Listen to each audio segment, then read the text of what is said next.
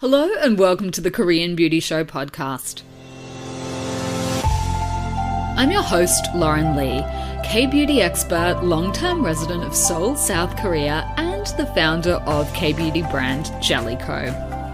On today's episode, to wrap up 2023, I want to take a look at some of the most popular brands and products in the Korean beauty industry in 2023 here in Korea. And I know this is a topic that fascinates a lot of people, especially when they realize that a lot of their favorite K-beauty products maybe aren't so well known in Korea, and that there are differences between what is trending domestically in Korea versus what's trending overseas. And look, some people take a really skeptical position on that. And, you know, I've heard everything from people saying, oh, the brands are just trying to target the global market as though that's kind of underhanded or sneaky. And I take a very different approach to it. And this is why, as the industry matures and expands globally, the products and brands that are trending domestically here in Korea are increasingly diverging from what's happening overseas. And this is reflected in preferences for products, ingredients, how the products are marketed to people, like lots of different specifications that you will see in the local markets overseas. And I don't view this anywhere near as skeptically as a lot of other people seem to. There's this real sort of undercurrent of almost like, oh, you poor suckers being duped into thinking that this is popular in Korea and nobody here even knows about it. And I just find that an interesting take, and also, like, to what end? This is the natural result of Korean beauty being marketed in different places in the world via different social media apps and in lots of different languages.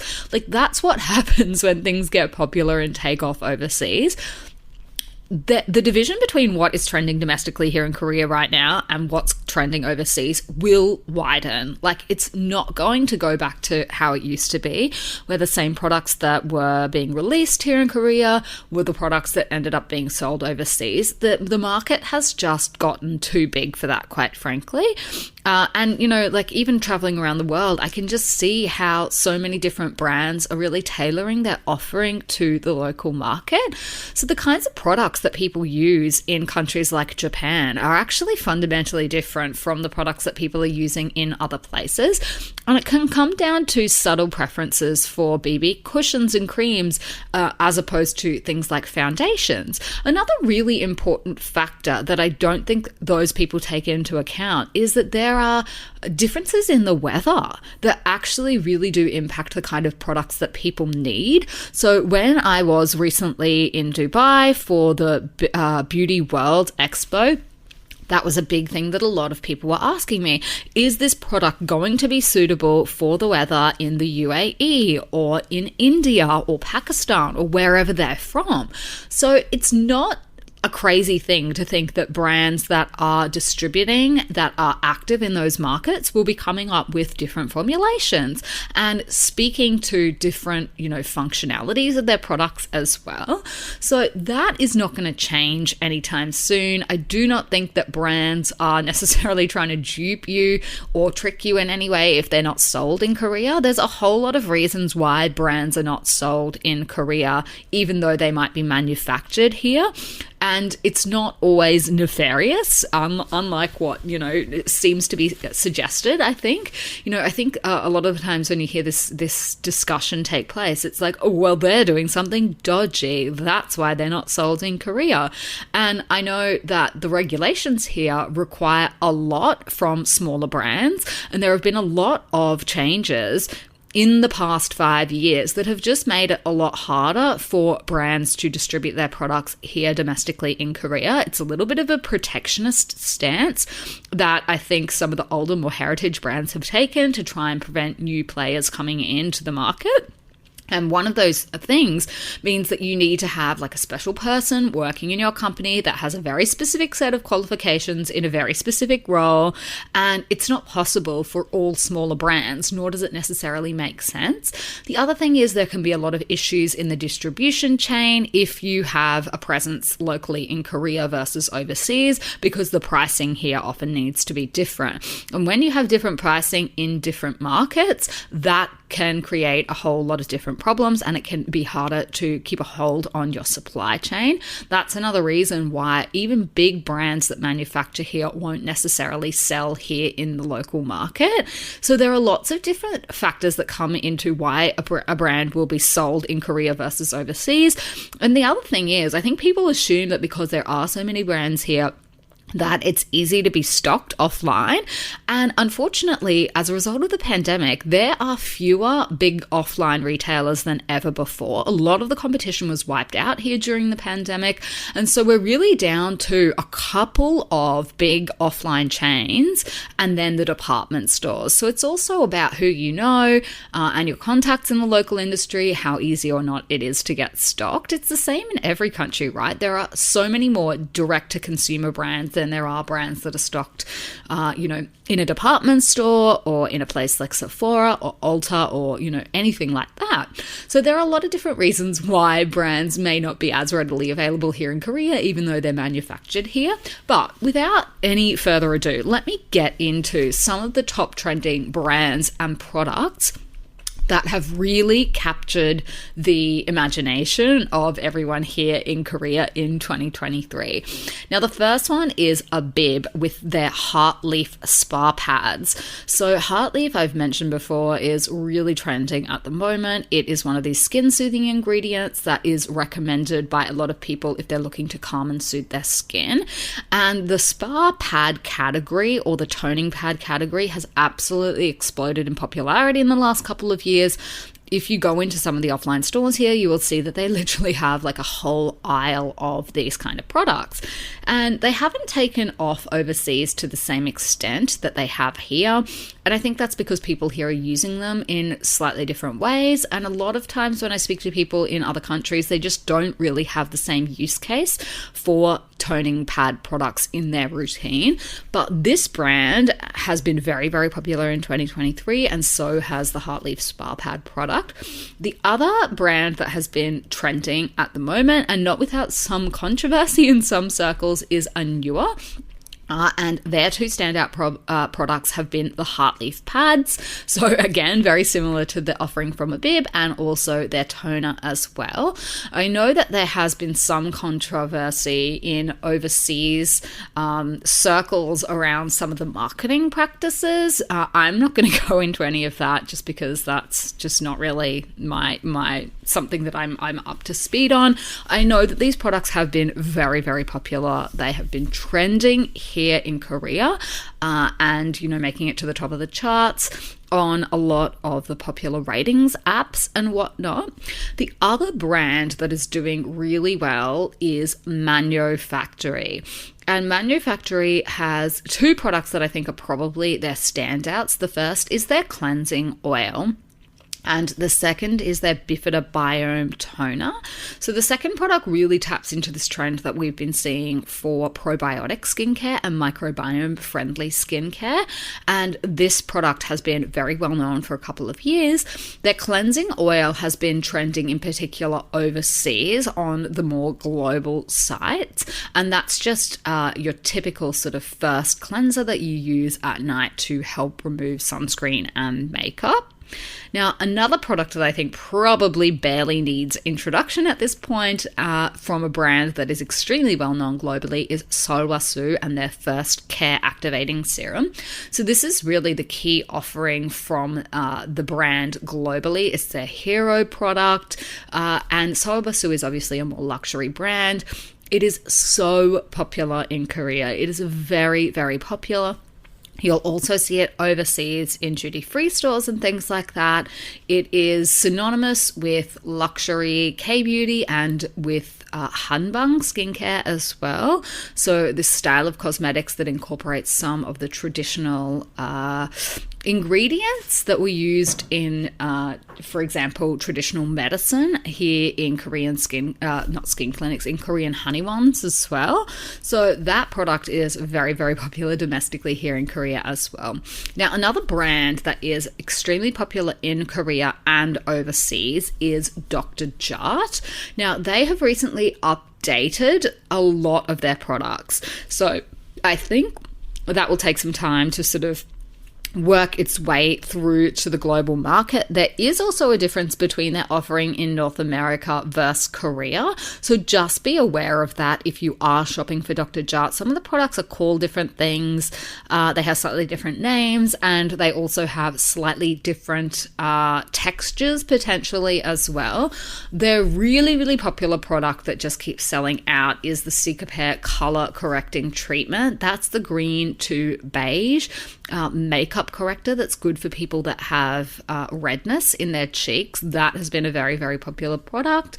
But like I mentioned, they're a big brand here. They have a lot of really trending products, a lot of really popular ones, and they have just recently done an upgrade. So there are some changes in their lineup. So that is another brand that I think we'll see a lot more of in 2024 as well. Now, another brand that has really made a big splash here in Korea in 2023 has been Amuse. And I've tried a couple of products from them myself, including their really popular Jelly Cushion BB Cream. I think I've spoken about that on a previous episode. That was definitely not a favorite of mine, but that is one of their best sellers here. Their lip tints are also very popular, and I know globally a lot of people were comparing them quite favorably to some of the Rare Beauty products. So they have a cult following here in Korea, very, very popular makeup brand as well. And another one that I think is inescapable is Romand. So Romand, their top product is their Juicy Lasting Tint, which is a personal favorite of mine as well. And actually my favorite shade is Fig Fig, which is very popular here on the local chart rankings as well. Romand has a cult following overseas. They are very, very popular in Japan, and I know that a lot of global K-beauty consumers love to use their lip tints as well. They have a really, really big selection, a giant collection. They're constantly releasing new products as well, but the Juicy Lasting Tints are probably their hero product, I would say. So that is obviously not every single product that has been, trending here in Korea. We would be here for a very, very long time. And globally, the trends do differ region to region. You can see that when you have a look at the popular brands globally as well. So Beauty of Joseon, I mentioned on an earlier episode of the show, they were set to hit USD 200 million in sales this year. So that's a very, very popular brand globally, as well as COSRX, which has actually recently been bought out by Amore Pacific. So we will expect to see more from them in the new year as well, for sure. Now that Amore Pacific is the major owner in COSRX, they will have access to all of that R&D, that marketing budget, and the investment that they can put in to really grow the brand. So that is going to really take that brand to the next level as well. Obviously what's trending in Australia is very different to what's trending in Korea, and it will vary on site to site as well. So for example, Jellicoe is the best selling brand on our website on stalestory.com.au out of the 50 or so brands that we have. And so that will obviously be dictating our strategy for our platform in 2024 as well. And we're going to be making some pretty big changes to our platform and our offering, which I will go through in more detail in 2024. But I think the other thing to keep in mind when it comes to any discussion on the most popular brands or products is that the rankings do change constantly. So it's only ever a snapshot of a point in time, and it really does depend on which app or source you use as well. So online sales have completely different trends to offline sales a lot of the time, and to home shopping as well, which is very big here in Korea. So I would say that most Korean brands and products are actually not stocked at offline retailers. I think they're sold in different ways, and D2C is a really, really popular example, as is home shopping. For example, on Coupang, which is one of our local, I think you could probably think about it as similar to eBay or even maybe Amazon. So they have different offerings on their platform as well, and they actually released results earlier in the year in July, and they were saying that their best-selling product out of the luxury category was actually Hera products. So Hera is another brand owned by Amore Pacific. So their black cushion refill followed by their Sunmate daily sunblock. They were the two most popular luxury products in their luxury category, followed by an Estee Lauder product, their double wear stay in place makeup. That was their third. So that's just something to keep in mind, is that this is always in flux. I think these are the ones that I have seen a lot of buzz about in the industry, a lot of people talking about as well, and I think those are probably the products that the brands are most well known for in a lot of cases. Again, I think with brands that have a really wide range of different products, certain people may know the brand by, a product that they use themselves rather than something else. I'm thinking Dr. Jart in particular. They just have so many different lines. They have their Ceramide line, their Cicapair line. They also have, their newer, the Biome lines. So they've got a lot of different lines in their collection. But I think that what is trending in Korea is maybe slightly different to what's trending overseas. So that was just a sort of wrap up of what we've seen in the industry in 2023. I hope that this was useful, that this was a bit interesting. I'm sure you guys have probably seen a lot of these products, but if you're shopping in a particular country, then maybe you've seen less of these. You'll have to let me know. I've certainly seen these products in quite a few different markets that I've been to. So over the course of this year, I've been in Australia, I've been in Japan, I was in the Middle East. I have been, is that everywhere? Yeah, it's been a big year. But I've noticed that K-beauty does seem to be trending everywhere. It's a lot more readily accessible and easily available. But obviously, depending on the local market, the weather, and the trends in those markets as well, the products that they like from Korea are going to be slightly different. So I'm going to wrap it up here for today. I will be in your ears next week, and until then, I will see you on Style Story.